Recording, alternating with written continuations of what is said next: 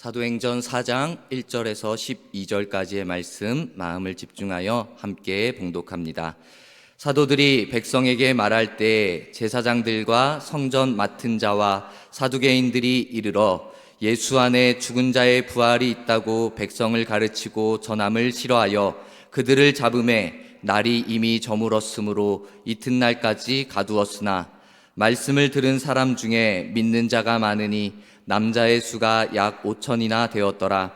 이튿날 관리들과 장로들과 서기관들이 예루살렘에 모였는데 대제사장 안나스와 가야바와 요한과 알렉산더와 및 대제사장의 문중이 다 참여하여 사도들을 가운데 세우고 묻되 너희가 무슨 건세와 누구의 이름으로 이 일을 행하였느냐?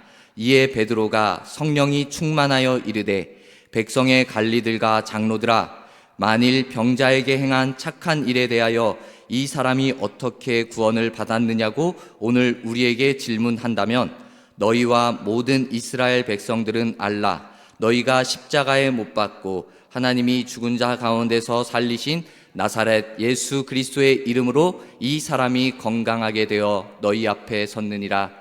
이 예수는 너희 건축자들의 버린 돌로서 집 모퉁이의 머릿돌이 되었느니라. 다른 이로서는 구원을 받을 수 없나니 천하 사람 중에 구원을 받을 만한 다른 이름을 우리에게 주신 일이 없음이라 하였더라. 아멘. 우리 사람에게는 각자마다 자기의 이름들이 다 있습니다. 사람들이 내 이름을 부를 때 그 이름을 부른 사람, 부른 소리를 향해서 자연스럽게 당연하다는 듯이 바라보는 것이 일반적입니다. 만약 그 공간에 내가 알지 못하는 나와 이름이 똑같은 사람이 있다면은 그 이름이 불러졌을 때 그 사람도 누가 나를 부르는가 하면서 그 사람을 향하여 돌아볼 것입니다. 이 이름이라는 것은 그 사람을 대표하는 것이 되어집니다. 말 그대로 유명하다라는 말이 있습니다. 이 말 그대로 이 유명하다라는 것이 이름이 널리 알려져 있다라는 뜻인데 그 사람은 이 이름만 말해도 그 사람이 어떠한 사람인지, 직업이 뭔지, 어떠한 일을 했는지, 업적은 무엇인지 이러한 것들을 일반적으로 알 수가 있습니다. 그래서 때로는 이 사람, 이 유명한 사람들이 이 이름에 대해서 자기의 이 이름에 대해서 잘못 사용되어지는 그런 경우도 보게 됩니다. 그게 어떠한 일이냐? 법적으로나 도덕적으로나 그리고 사회적으로나 이 사람이 큰 잘못을 저질렀습니다. 그 잘못을 저질렀는데 잘못을 인정하는 것이 마땅한데 그 사람이 이런 말을 합니다.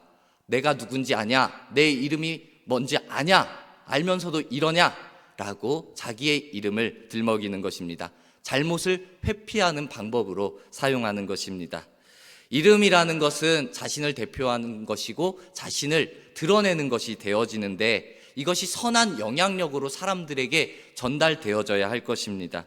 그런데 이렇게 나쁜 의도로 나쁜 방향으로 흘러가서는 이제 그 이름은 더 이상 좋은 영향력을 끼칠 수가 없을 것입니다.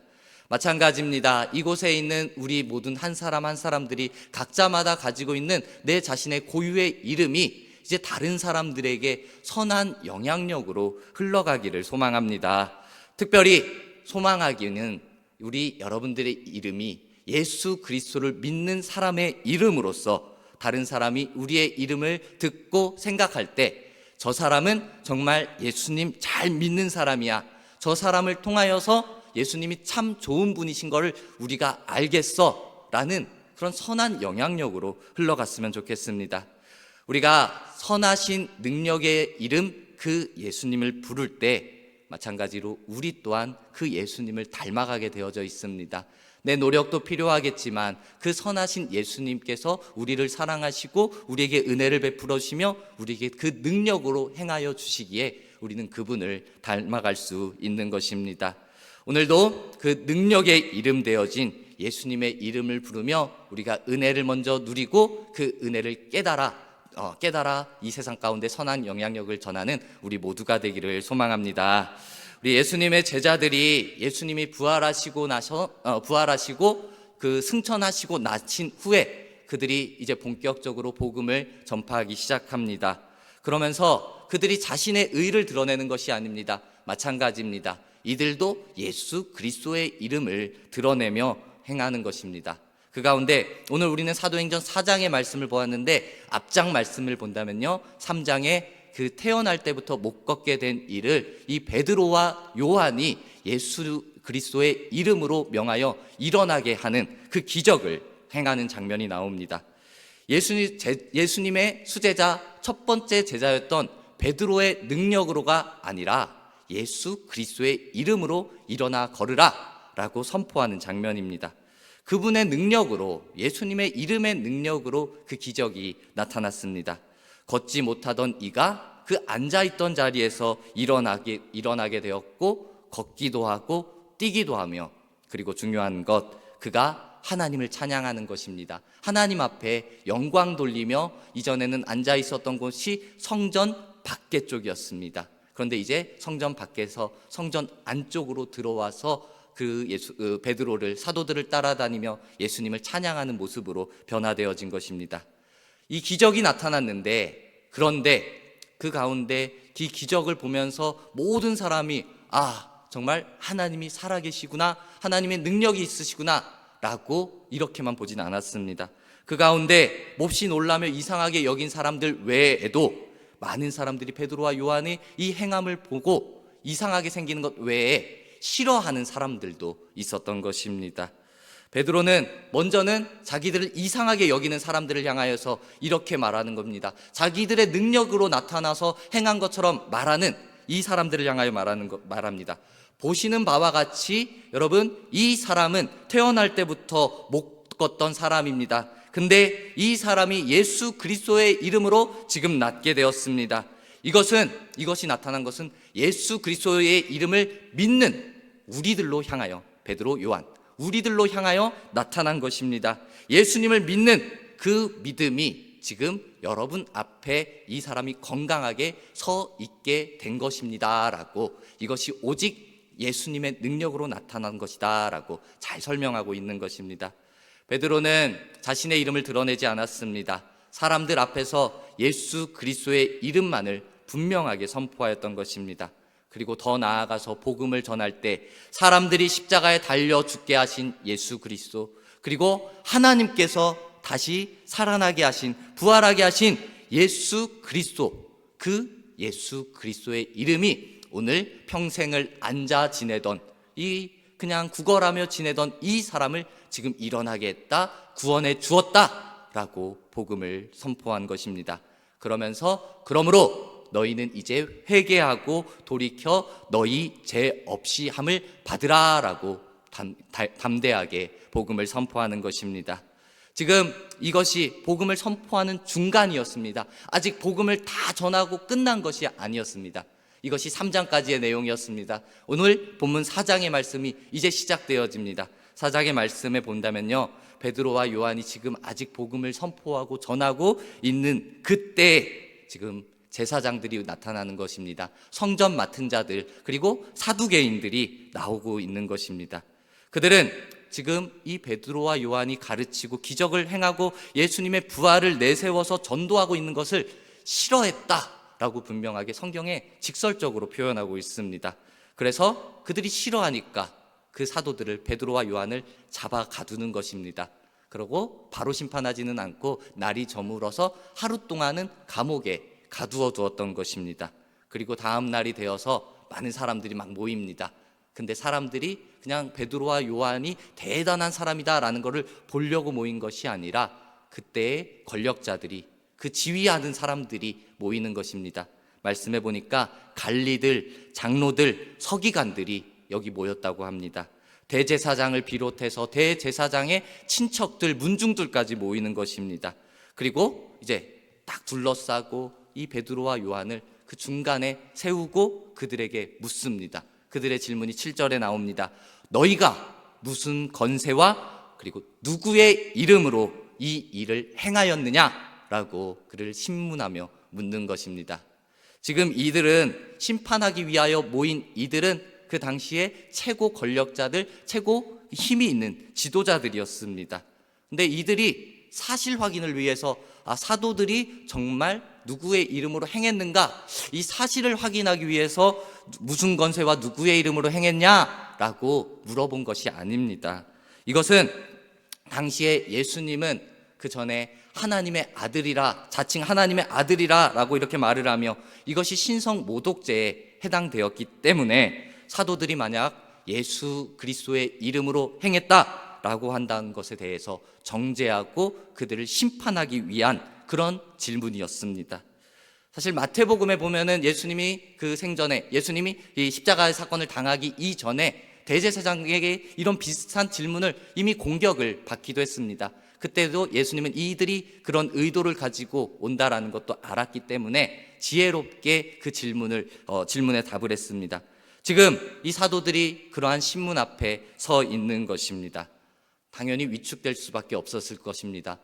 말을 잘못하면은 죽을 수도 있기 때문에. 그런데 지금 베드로와 요한은 전혀 위축되지 않습니다. 오히려 당당하게 적극적으로 이 예수님의 복음을 전하는, 증거하는 기회로 삼는 것입니다. 지금 베드로의 말에는 전혀 망설임이 없습니다. 오늘 8절 말씀, 이에 베드로가 성령이 충만하여 이르되 백성의 관리들과 장로들아 라고 이렇게 담대하게 그들의 이름을, 그들의 직분을 부르는 것입니다. 백성들의 관리들과 장로들아 라고 말을 하는 것입니다. 지금 제사장, 그들이라는 것은 제사장이었습니다. 성전 맡은 자, 그냥 성전에 관리하는 말단 직원 같은 사람이 아니라 성전을 지키는 경비 대장 되는 높은 직급에 있는 사람이었습니다. 그리고 사두개인 대제사장들이었습니다. 지금 그들은 베드로와 요한을 이렇게 잡아 가둘 수 있고, 그리고 신문하고 심판하고 처벌할 수 있는, 그 즉시로 처벌할 수 있는 막강한 권력, 힘을 가지고 있는 그러한 사람들이었습니다. 그 힘 앞에 베드로를 이렇게 하는데도, 베드로에게 묻는데도 베드로는 위축받지 않는 것입니다. 사실 베드로가 정말 성격 급한 사람이라 불같은 사람이다 라고 말하지만 예전에 권력 앞에서 주눅들었던 베드로의 모습도 분명히 있었습니다. 예수님이 잡혀가셨을 때 대제사장 그 집까지는 갔습니다. 그렇지만 그곳에서 그냥 멀리 서서 결말이 어떻게 될까 그것만 지켜볼 뿐이었습니다. 끝까지 지켜보지 못하고 밖에 나왔을 때 한 여종이 당신은 예수 그리스도와 함께, 예수와 함께 있던 자 아니니까 라고 말하는 질문 앞에 아니다, 아니다, 아니다 라고 3번이나 부인하는 그 권력도 아주 조그만 권력 앞에 부인하는 위축된 그런 연약한 사람이었습니다. 그런 연약한 사람이 지금 오늘 진짜 권력들을 다 모아놓은 그 사람들 앞에서 담대하게 선포하듯 외치며 말하는 것입니다. 지금 베드로가 예수님의 이름으로 라고 이렇게 자신 있는 소리로 담대하게 말할 수 있는 가장 중요한 이유는 오늘 말씀에 그가 성령으로 충만하였기 때문에 그 선포가 가능했던 것입니다. 예수님의 이름은커녕 이전에는 내가 예수님을 알지 못한다, 나 아니다 라고 말했던, 그 부정했던 그 사람이었는데 지금 백성들의 관리들과 장로들아 라고 담대하게 내가 예수님의 이름으로 이 일을 행하였다 라고 말할 수 있는 이유, 다른 것이 아니라 내 안에, 그 베드로 안에 성령이 충만하였기 때문에 가능했던 일인 것입니다. 여기서 충만하다라는 말이 가득 채워졌다라는 말입니다. 가득 채워졌다, 이 안에 성령으로 가득 채워져서 은혜가 그 안에 있고 담대하게 선포할 수 있음을 의미하는 것입니다. 우리 예수님께서 이제 십자가에 달리시고 돌아가시고 그리고 부활하시고 승천하시면서 그 떠나가시면서 그 제자들에게 말씀합니다. 자신을 예수님을 대신해서 제자들에게 지금 올 일이가 있다, 도와줄 분이 있다, 보혜사가 있다, 내가 너희에게 약속한다, 그리고 그 성령을 기다려라 라고 말을 하는 것입니다. 이미 성령에 대한 약속이 예수님을 통하여서 이미 있었던 것입니다. 그 예수님에 대해서 증언하게 하신 것이 바로 그 성령에 대해서, 보혜사에 대해서 증언하신 분이 하나님의 아들 예수 그리스도셨습니다. 그러면서 십자가에 달려 죽으셨으나 부활하신 예수님께서, 승천하시는 예수님께서 제자들에게 예루살렘을 떠나지 말고 내게서 들은 바 아버지께서 약속하신 그것을 기다리라 라고 기다림을 그들에게 요구하는 것입니다. 분부하는 것입니다. 예수님께서 이제 하늘에 올라가심을 바라본 그 제자들, 그 성도들이 그 다락방에 모여서 기다리며 오로지 기도하기에 힘을 썼습니다. 그리고 호련히 그 성령님께서 각 사람에게 임함을 그들이 경험, 체험하게 되어진 것입니다. 성령님께서 각 사람에게 오셔서 각 사람에게 머물러 계심, 이것이 예수님께서 확신하여 이미 주신 하나님의 약속하심에 대한 응답임을 우리가 생각해야 하는 것입니다. 이것은 그 성령을 주시는 것 전적으로 하나님의 주권인 것입니다. 그리고 받는 우리에게는 우리의 자격, 우리의 노력이 아니라 이것 또한 전적인 하나님의 은혜인 것입니다. 다시 말해 그 성령을 받는 사람은 정말 주실 하나님을 기대하면서 하나님 주십시오, 내가 그 은혜를 기대합니다 라고 기도함으로 나아가야 된다라는 것입니다. 주시는 것은 주는 사람의 뜻이지만, 그의 뜻이지만 사모하며 기다린다라는 것은 우리가 해야 할 노력의 모습이기도 한 것입니다. 간절한 사모함이, 성령을 향한 기다림이 우리에게 필요한 것입니다. 오직 성령님께서 우리에게 임하여 주시는 그 성령이 능력이 있어야만 이제 우리가 세상을 향하여서 예수 그리스도의 이름을 담대하게 선포할 수 있는 것입니다. 성령을 체험하고 성령을 인정할 수 있도록 우리 모두가 먼저 그 성령을 사모하는 우리 모두가 되기를 소망합니다. 사모하는 자에게는 하나님께서 분명히 허락하십니다. 기도하는 자에게는 하나님께서 응답하여 주십니다. 우리 주실 성령을 더욱더 사모하되 그 성령을 조금 받는 것, 그냥 적당히 체험하는 것이 아니라 오늘 성령이 충만하여 라고 베드로에게 보여졌던 것처럼, 베드로가 고백했던 것처럼 우리에게도 성령의 충만함이 나타날 수 있도록 더욱더 간절하게 그 충만함을 구하는 우리 모두가 되기를 소망합니다. 지금 이 권력자들은 예수 그리스도의 이름으로 일어나 걸으라, 걷게 되었다 라고 이 베드로가 말하는 것을 들을 때 너무 싫은 것입니다. 자기들의 율법을 무시받는 것입니다. 그래서 그를 잡고 그리고 그를 협박하는 것입니다. 협박 속에서도, 그 위축받을 만한 상황 속에서도 베드로는 그 안에 성령이 충만하기 때문에, 체험했기 때문에, 충만했기 때문에 오히려 더 큰 소리로 외칠 수 있는 것입니다. 신문을 받으면서 그 심판, 죽임을 당할 수 있는 상황 속에서도 당당하게 이야기하는 것입니다. 지금 내가 이 병자에게 행한 착한 일과 그리고 누구의 이름으로 낫게 되었느냐, 이것이 문제라면은 이것으로 내가 대답합니다 라고 10절에 말합니다. 너희와 모든 이스라엘 백성들은 알라, 너희가 십자가에 못 박고 하나님이 죽은 자 가운데서 살리신 나사렛 예수 그리스도의 이름으로 이 사람이 건강하게 되어 너희 앞에 섰느니라 라고 다시 한번 그 행한 일, 예수 그리스도가 행하셨다 라는 것을 사람들 앞에 선포하는 것입니다. 나사렛 예수 그리스도의 이름으로 라고 분명하게 선포하는 것입니다. 질문인 무슨 권세와 누구의 이름으로 냐는 질문이었습니다. 그 질문 앞에 나사렛 예수 그리스도의 이름으로 라고 대답을 하는 것입니다. 지금 병고침 받은 사람, 이 사람이 온전한 몸, 걷게 된 몸으로 선 것은 예수 그리스도의 이름으로 된 것이다 라고 분명하게 이야기하는 것입니다. 중요한 것, 우리가 집중해야 할 것이 나사렛 예수 그리스도의 이름인 것입니다. 베드로는 자신을 통하여 일이 나타났지만 이것을 자신이 행한 일이 아니라고 분명하게 얘기합니다. 능력의 원천은 예수 그리스도로부터 나왔다라고 말하는 것입니다. 이렇게 예수님의 이름에 능력이 있는 것입니다. 그런데 여기서 우리가 생각해야 될 것이 또 하나 있습니다. 지금 그 신문하는 가정 가운데 누가 있습니까? 베드로와 요한, 고친 사람이 있고 고침받은 그 사람도 많은 사람들 앞에, 그 옆에 서 있는 것입니다. 그 사람이 고침을 받은 변화된 모습으로 그 앞에 서 있게 되어진 것입니다.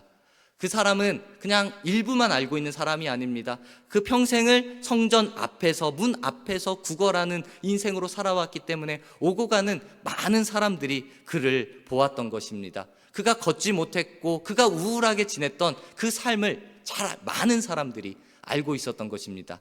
근데 지금 어떻습니까? 일어나 있는 것입니다. 밝은 모습으로, 하나님을 찬양하는 모습으로 서 있는 것입니다.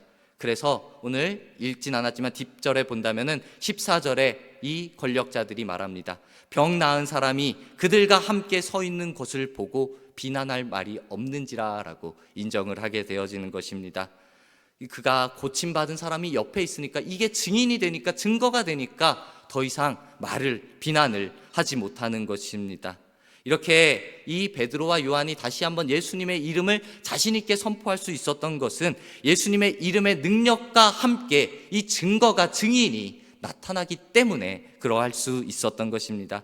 분명한 증거가 있다라는 사실도 중요합니다. 지금 못 걷게 됐던 상황에서 걷게 된 이가 분명한 증거, 분명한 증인이 되어졌던 것입니다. 이 분명한 증인 앞에, 분명한 증거 앞에 이 사람들이 잠깐 주춤하는 것입니다. 그러면서 이 사람들을 어떻게 하면 좋겠느냐, 이들로 말미암아 기적이 일어났다는 사실을, 이 사람을 보고 예루살렘에 있는 많은 사람들이 보았다, 우리도 이것을 부인할 수는 없다라고 그 실제적인 사건 앞에 인정을 하는 것입니다. 이것이 베드로에게는 담대하게 선포할 수 있는 용기를 주어진 것이고, 그리고 그들을 공격했던 대적자 앞에서는 그 입을 막아버리는 그러한 힘이 되어졌던 것입니다. 우리 예수님께서 우리에게도 이러한 증인의 모습, 증거자의 삶의 모습을 요구하고 있는 것입니다. 사도행전 1장 8절, 오직 성령이 너희에게 임하시면 너희가 권능을 받고 예루살렘과 온 유대와 사마리아와 땅끝까지 이르러 내 증인이 되리라 라고, 증인이 되는 우리의 삶을 요구하고 있는 것입니다. 성령님이 우리와 함께 하시면은 우리의 삶 가운데 하나님의 권능이 드러나게 되어져 있는 것입니다. 우리는 이것을 경험했고, 그리고 이제는 이것을 세상 가운데 간증하고 드러내는 증인의 삶으로 살아가야 하는 것입니다. 이미 이 자리에 나와서 예배하는 우리에게는 성령 체험이라는 그 간증이 있을 걸로 생각이 되어집니다. 어떤 이에게는 내 안에 성령 충만이라는 그 간증 또한 있을 것입니다. 이 증거라는 것이 단순히 어떠한 현상에 대해서만 말하는 것이 아닙니다. 어떤 이는 말합니다.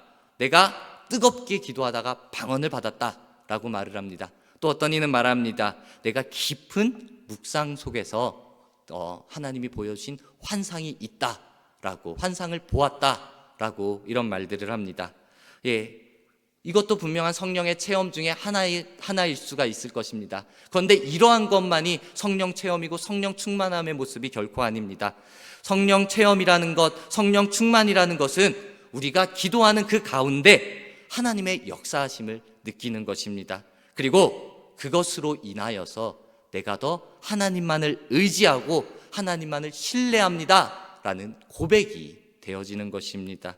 다시 말합니다. 우리 성령의 역사는, 성령의 체험은, 성령의 충만함은 하나님의 일하심, 하나님의 역사하심으로 내 삶이 하나님 중심으로 변화되어지는 것, 이것이 성령 체험, 성령 충만의 삶의 모습이 되어지는 것입니다. 때로는 우리가 이 성령 충만함과 성령의 도우심을 구하면서 부정적이고 힘든 내 상황 속에서 하나님 도와주세요 라고 성령님을 구하며 기도할 때가 있습니다. 간절하게 간구하는 기도 속에서 그때 말로 할 수 없는 뜨거움이 내 안에 나타나는 것입니다. 그리고 하나님의 함께 하심이 느껴지는 것입니다. 성령님을 경험하게 되어진 것입니다. 그런데 기도가 끝났는데, 시간이 지났는데 내 부정적인 상황이, 그리고 내 삶의 문제는 아직 그대로 남아있는 것입니다. 해결되어지지가 않는 것입니다. 그렇다면은 그것이 성령의 역사를 누리지 못한 것, 성령 체험이 거짓이겠습니까? 아닙니다. 성령님이라는 존재는 우리의 형편과 우리의 문제와 우리의 상황을, 환경을 해결해주는 도구가 아닙니다. 성령님의 존재라는 것은 하나님께서 나와 함께 하시는구나 라는 것을 확인시켜주는 그러한 존재가 되어주는 것입니다. 우리는 때로는 성령님을, 우리 하나님을, 예수님을, 우리의 기도를 내 문제 해결의 도구로 사용할 때가 있습니다. 그렇게 성령을 구할 때가 있습니다. 하지만 그 방법이 옳은 것이 아니라 성령님 앞에서 하나님, 나와 함께 해주세요, 나의 소망이 되어주세요, 내가 주님만 의지하겠습니다 라고 성령님을 의지하며 고백하는 것, 이것이 올바른 성령 체험의, 성령 충만의 방법이 되어지는 것입니다.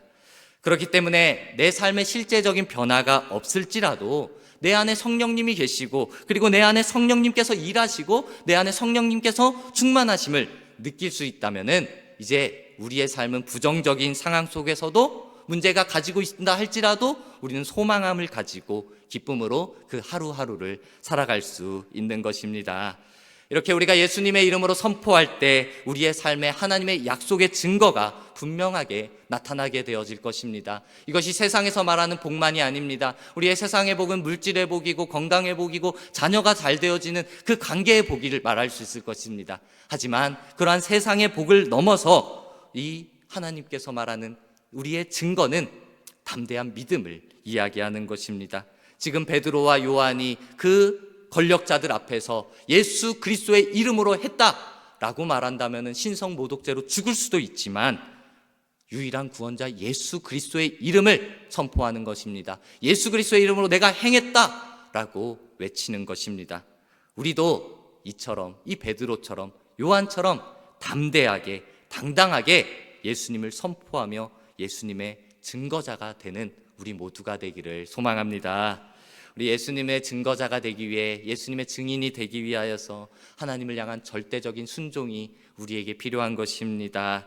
베드로와 요한은 이후에 말합니다. 우리가 들은 바, 우리가 본 바를 더 이상 말하는 것을 멈출 수 없습니다 라고 사람들 앞에서 말합니다. 이것이 자기의 경험을 고집하는 것이 아닙니다. 내가 지금까지 들은 것이 이것인데, 내가 지금까지 본 것이 이것인데 이것을 멈추는 것은 안 됩니다 라고 내 경험에 대한 것을 고집하고 주장하는 것이 아닙니다. 이것은 하나님의 말씀에 순종하는 것을 내가 멈출 수 없습니다 라는 확신의 선포였던 것입니다. 때로는 사람들이 이 세상을 살아가면서 자기가 가진 신념이 있습니다. 이상이 있습니다. 그래서 내 신념이 맞다라고 생각을 해가지고 눈앞에 증거가 있는데, 확실한 증거가 있는데 자기의 신념을 굽히지 않기 위해서 그것을 무시하는 것입니다. 그 증거를 무시하는 것입니다. 그런데 우리 믿음의 사람은 하나님 앞에 이러한 믿음의 고백의 모습이 필요합니다. 우리 찬송가 545장이 이 눈에 아무 증거 아니 배워도 라는 찬양입니다. 찬송입니다. 이 배경의 말씀은 고린도 후서 5장 7절의 말씀입니다. 믿음으로 행하고 보는 것으로 행하지 아니함이로다. 예. 믿음으로 행하고 본 것으로 행하지 아니함이로다. 그렇습니다. 이 눈에 아무 증거 아니 배워도, 내 눈에 보이는 것이 없을지라도 나는 믿음으로써 주님의 말씀을 듣고 순종하고 행하겠습니다 라는 것이 이 찬송의 고백인 것입니다. 이 성경의 가르침인 것입니다.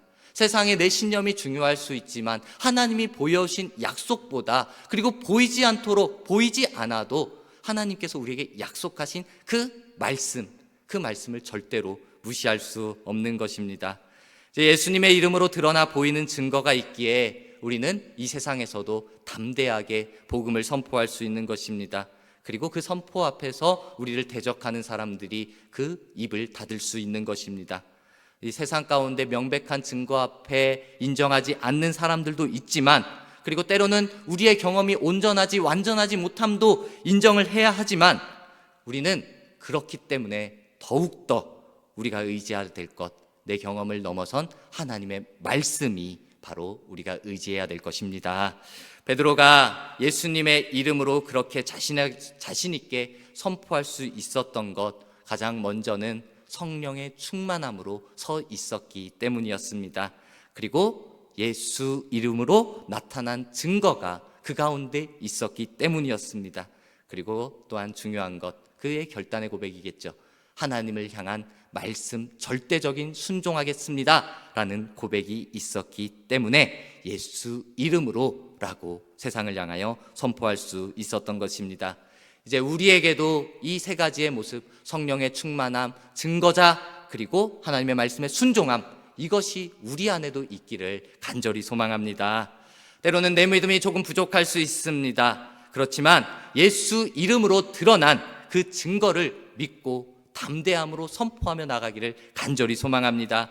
예수님 이름으로 드러난 눈에 보이는 증거가 비록 내 눈에 안 보인다 할지라도, 아주 조그맣다 할지라도 하나님께서 약속하신 크고 놀라운 영원한 말씀은 이미 성경을 통해 선포되었기 때문에 우리는 그것을 믿음으로 세상 가운데 선포하며 나아가는 것입니다. 우리는 완벽한 믿음을 갖는 것이 아니라 온전하게 하시는 이인 예수 그리스도를 바라봄으로 나아가는 것, 이 모습이 우리에게 필요한 것입니다. 다시 한번 말합니다. 완벽한 믿음이 우리에게 주어질 것을 소망하는 것이 아니라 온전케 하시는 이 예수 그리스도를 바라봄으로 나아가는 믿음, 이 믿음이 우리에게 필요한 것입니다. 이제 성령님께서 우리에게 약속의 말씀을 의지하게 하실 것을 더욱더 간구하며 하나님 앞에 기도합시다.